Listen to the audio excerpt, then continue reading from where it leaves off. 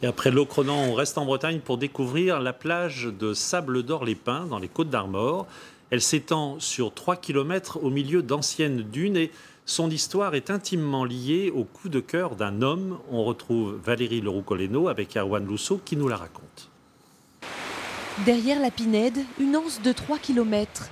La plage des Sables d'Or se réveille, foulée par les sabots.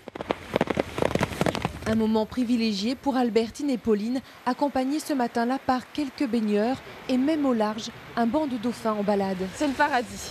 Quand on arrive sur la plage comme ça, qu'il n'y a personne, il y a un petit peu d'adrénaline aussi. On peut se défouler, le cheval peut se défouler aussi. Ça permet vraiment de faire le vide. Lui, il est un petit peu âgé, ça lui fait du bien au tendon et donc lui, il adore ça.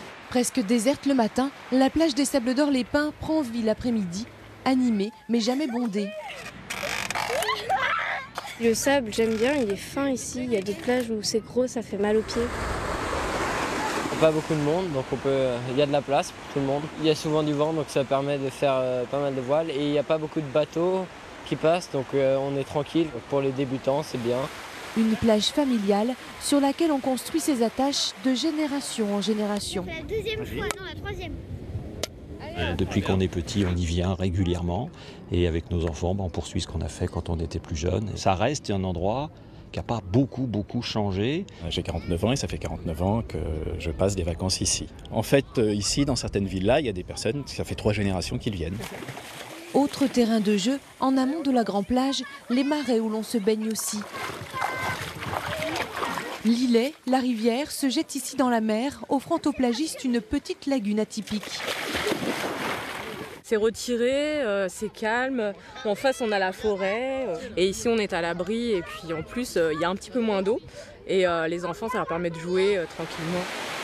Jouer, se divertir, c'est dans cette optique que la station des Sables d'Or fut créée dans les années 1920 par un homme, Roland Brouard.